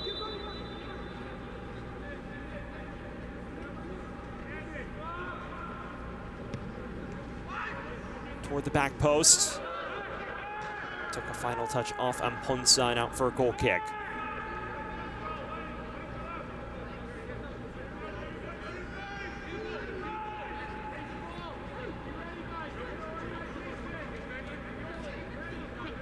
Fitz hoofing it towards Jang again. It's been the go-to Route 1 action all second half. And the efficacy has dwindled as the half has worn on. Vancouver throwing numbers deeper behind the ball. It's been more difficult for Minnesota to catch them out on the back shoulder.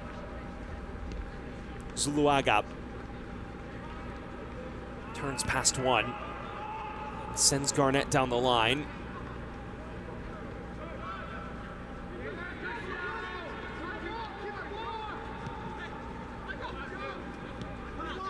Chandler. Troy. Pakoda.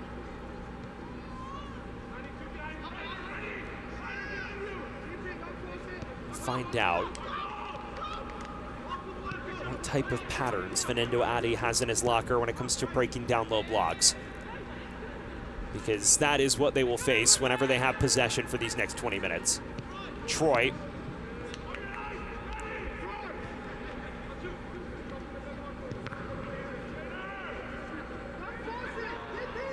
Pakoda over the top. Space to whip it across. It's a flashing ball across the entire face, and no one gets the required touch.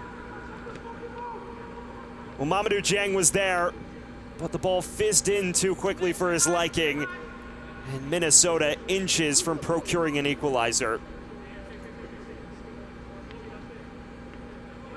How about this chance? Lovely worked build. Terrific cross and just beyond the reach of Dieng.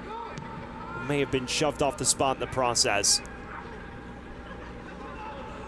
That's better though from Minnesota. Beginning to see more ideas than just Route 1 football. Troy.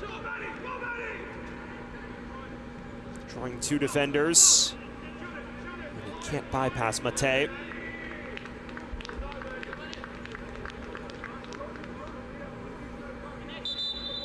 Well, fans, BMO is proud to be a founding partner of Vancouver Whitecaps since 2006.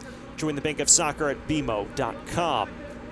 Inside the final 20 minutes here from BC Place, Sam Goldfarb bringing you all of the action as Minnesota searches for a way back, and they make a triple change as they seek a pathway back into the match. Andy Ferris, the first to enter the fray for the Loons, a listed center back, and then a pair of game changers in Darius Randall and Kenyel Michel. So triple swap as Minnesota throws caution to the wind here. Troy vacating for Michel, and then Randall, who's already scored once this season, into the action as well. He's going to replace Marcus Caldera. That an eyebrow-raising change. They take off their tried and true number 9 for a wing presence in Randall, and you wonder if that signifies a change in shape, as Dieng also vacates, a like-for-like change at center back. Here's Ryder Sewell for Vancouver. Chandler winning it off him, but only briefly. And now Sewell cuts in on his left, looking for options. Still loose for Zuluaga. The immediate danger's been thwarted, but not the subsequent bit. Cross in, falls for Popovic. It's clipped at the legs. And away for Dieng. Peter. Muscling off Dieng and trying for goal. Zaroon doing just enough. At full stretch.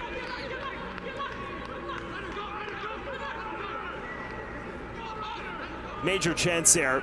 Minnesota can't play out of the press, and Peter, the substitute, just ranging forward and nearly tucked it in. What a moment that would have been for the Academy product. Now Dieng is down for Minnesota. Pakoda. He goes down. Popovic the other way for Vancouver. with one in support. It's Marko Popovic, blocked by Ferris. And now they'll come back to all of the chaos in the center of the park. 2 players went down for Minnesota, and 1 remains down. That is Luciano Pacoda, who's been an engine in midfield all night for the Loons.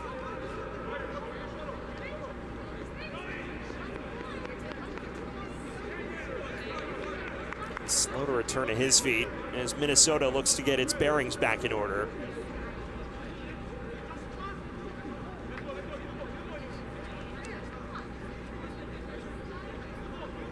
Pure chaos. You see Pacoda here, just tripped up. It looks like the ball was cleanly won, and then the other way, Marko Popovic had his name in lights in his head, and Ferris was right there to parry away, and he shot toward goal.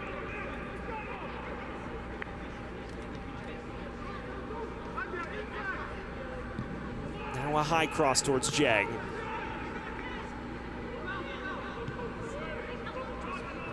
Popovic. And again, Minnesota may be stretched. As McKenzie with him, and instead awaits support. Zuluaga. These final 15 minutes could be fun, and they could be end-to-end, because Minnesota starting to throw the kitchen sink at Vancouver, and they're leaving themselves exposed. It should make for a eye-catching game of football. Sewell. Bruletti.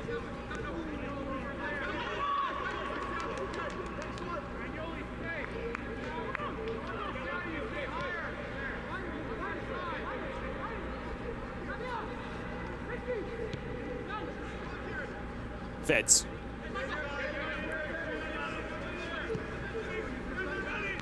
Marks it ahead. Jang. Pacoda stretches it long again. It's run down by Darius Randall, the first teamer. He's been a mainstay for about 4 years now in the second team ranks. And he catches up to the return ball. Fitz had space briefly in the area. It's one back again. Vigilante now looking for an angle, plays it in over the heads of everyone in baby blue.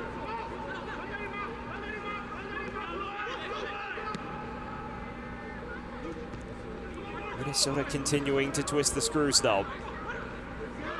Popovic goes down, cleanly won. Now wide for Michel. Curling ball, headed at the back post from Randall, but right at the goalkeeper in Zendejas. There were 2 waiting in Randall and Jiang. Neither could put a ferocious effort on target. McKenzie.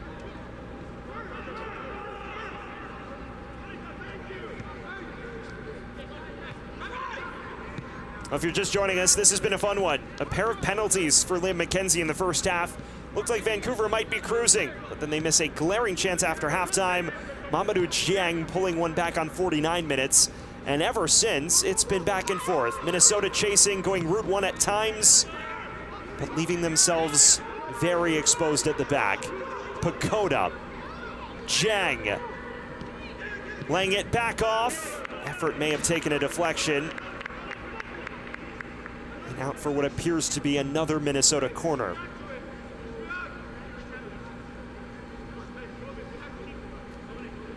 They win it back in the press. It's unselfish from Jiang, right into the path of Kenyon Michel. But it does take a touch off of a Vancouver defender.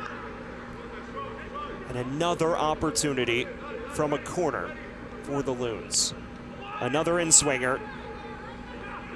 This runs all the way back to Jiang, who will let it roll out and will run it back from the opposite flank. Will be an aerial onslaught from here on out.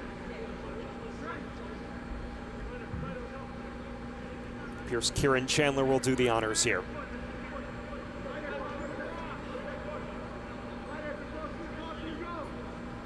In-swinger. It's right on the near post. Comes back out to Chandler. Second cross doesn't clear the first line of defense. Now Zuluaga, an assertive challenge. A chance for Popovich to break. Zaroon doing just enough to coolly navigate out of pressure.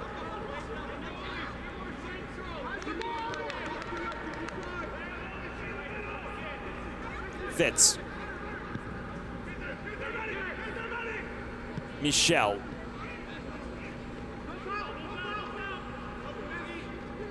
Chandler. Back for Michel. Chandler on the underlap. Flashed across. Could have gone anywhere, but it goes just wide. And another corner for Minnesota. Heart and throat moment here for Vancouver. Slick bit of interplay. It takes a final touch off Amponsa, who tries to put it out of play, and just about does. Another corner now. Pacoda. Friedman. Fitz. Friedman on the underlap. Deflected cross, and Zendejas had work to do there. Into the final 10 minutes, and the match still hangs on a knife edge. And remember, if Minnesota can find an equalizer and we were to finish tied, we would go to a penalty shootout to determine who achieves an additional point in the table. Here's another look at the last effort here. This cross from Fitz, and then it comes in awkwardly from Jacob Friedman. Zendejas gratefully grabs it at his near post.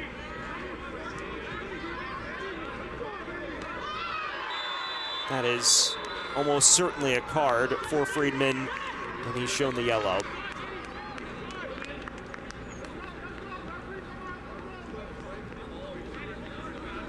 You see him just tug the defender, Emmanuel Mate. Knew exactly what he was doing to break up the counter.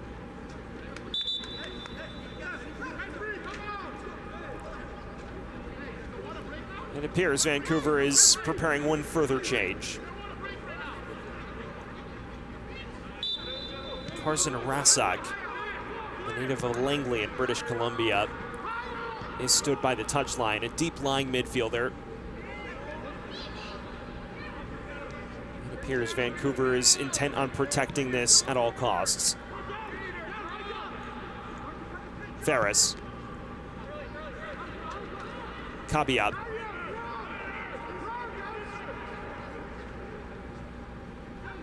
Vigilante. This is Dominic Fitz. Works it wide. Kieran Chandler.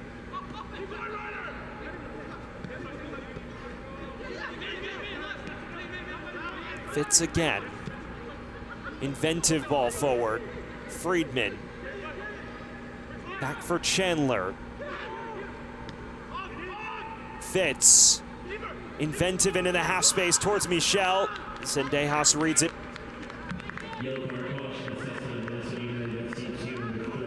You just see the quality of Dominic Fitz on full display. Eyeing defenders out of the play and playing well-weighted balls into the half space for his teammates. Minnesota has yet to turn that into a clear-cut look at goal, though.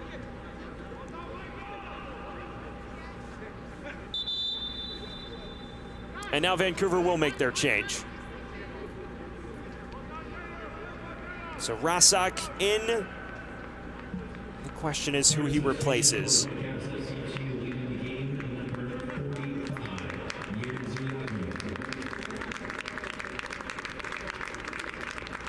Now he replaces Yeder Zuluaga. That is a clear defensive-minded idea from Rich Fagan.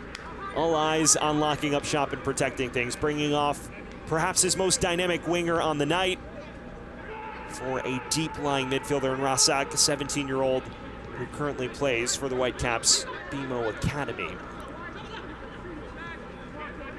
Still time for Minnesota to chase, but they'll have to break down a side intent on defending everything they have.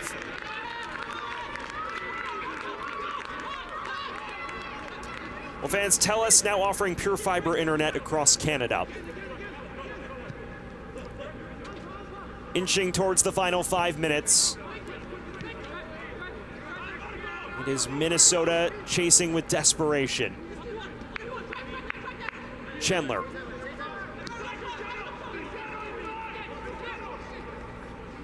Ferris. Michel. Appetizing cross. Ran all the way through. Cleared out for just a throw for Minnesota. We'll see if there's any players with a long throw in their locker for the Loons. It appears there may be.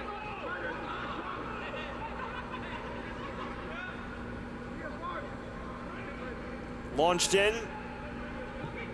Not the best of throws.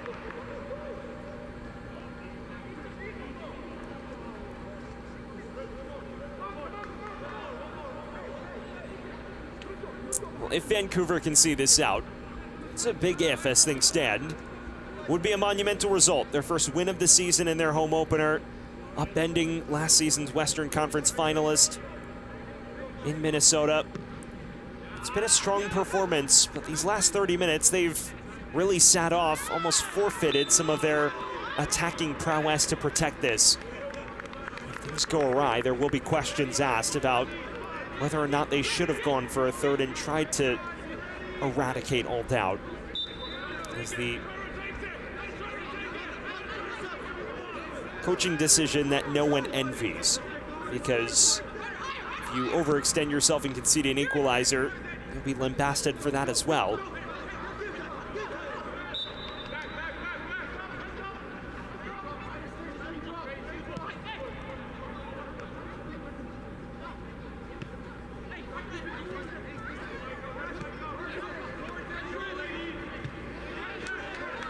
McKenzie with plenty of room. McKenzie right into the legs of Kabia. In the other direction now towards Jang, who was offside. You see his frustration. That was headed on into quite a dangerous path for Randall. Chance goes begging before it can materialize.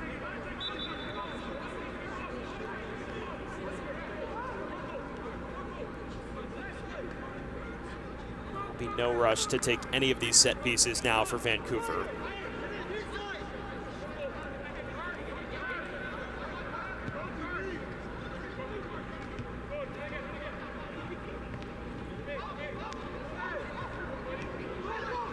Pakoda. Looking long for Jang. Just loses the foot race. It's quality defending from Trevor Wright.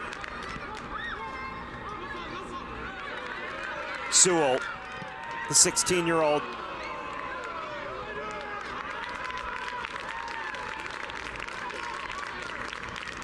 One final change, one final ace up Rich Fagan's sleeve. It appears to be Tyler Brown, who's up off the bench now for Whitecaps too.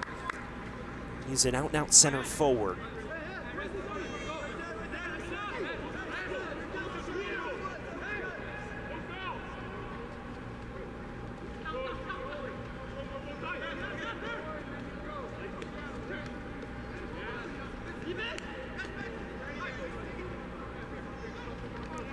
Ferris, final 2 minutes of the initial 90.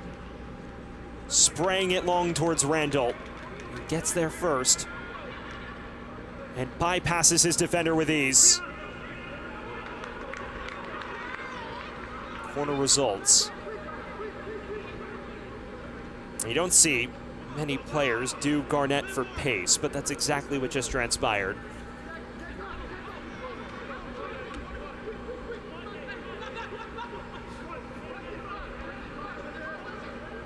Coming up on what surely will be one of the final corners of the match.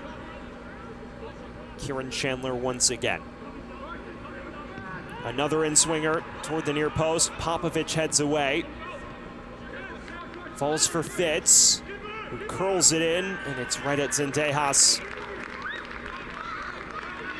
The set-piece deliveries will no doubt be something Fernando Adi works on during the week. So many corners, and yet so few yielded any trouble for Adrian Zendejas between the sticks.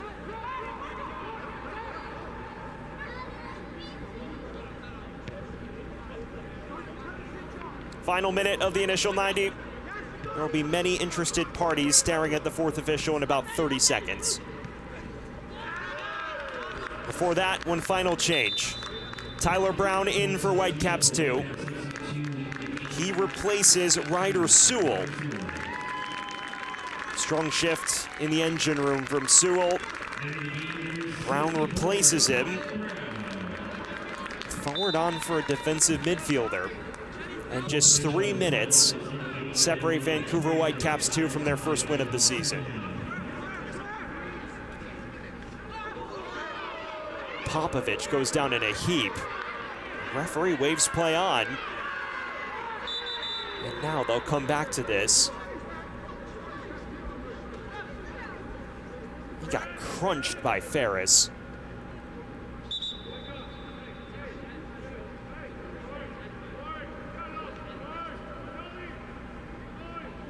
Definitely not intentional, but certainly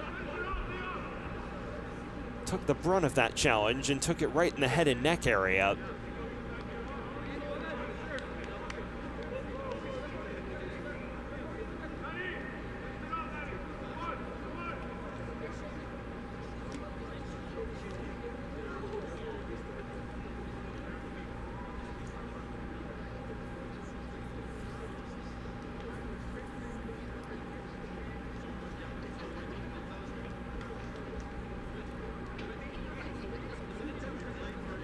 We'll check on Popovich, and that surely means we'll go well beyond the added 3 minutes here tonight. That occurring right at the start of stoppage time, and seems content to keep going. For the time being, though, Vancouver down to 10 as they wait to wave him back on the pitch. Something to watch, at least in the immediate aftermath of this interchange.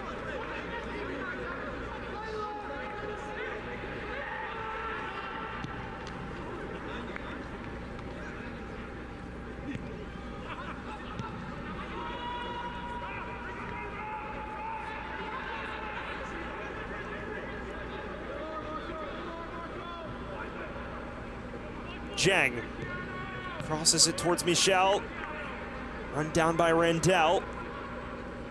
Final minute of the added 3. Will likely go well beyond that, though. It's not the finest of crosses from Darius Randall.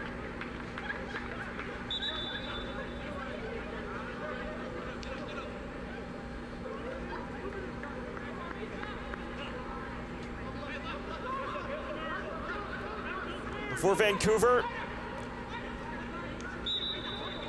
in the midst of a run of 3 of 4 fixtures at home. They travel the Real Monarchs next Sunday before hosting back-to-back matches against LAFC 2 and Tacoma Defiance. So plenty to build on if they can see this out. Minnesota continues its road trip after this. And it's just beyond the reach of Jeng. Despite scoring, he's dealt with quite a bit of frustration on the front line. Hit the 3 minutes. It'll all be at our lead official's discretion now. Arced along, Kabia chasing.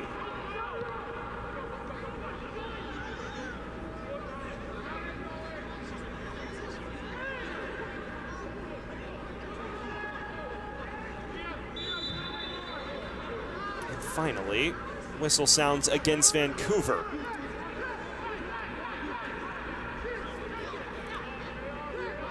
This may be one of the final moments of jeopardy for Vancouver to weather. And everyone now forward for the Loons.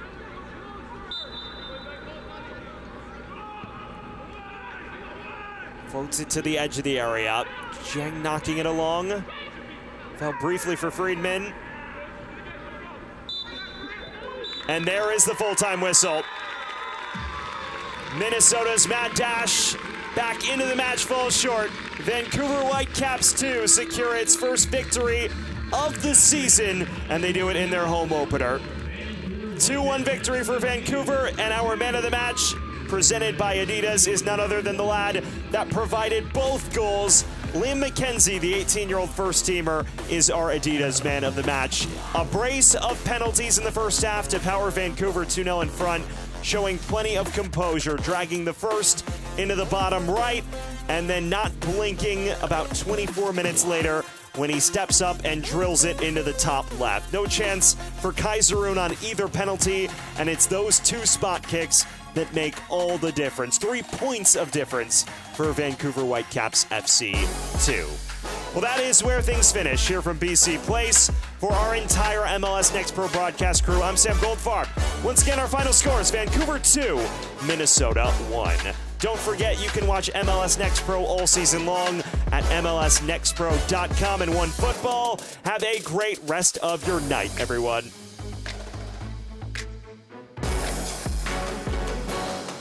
This copyrighted broadcast of Major League Soccer may not be retransmitted, reproduced, or rebroadcast without the express written consent of Major League Soccer.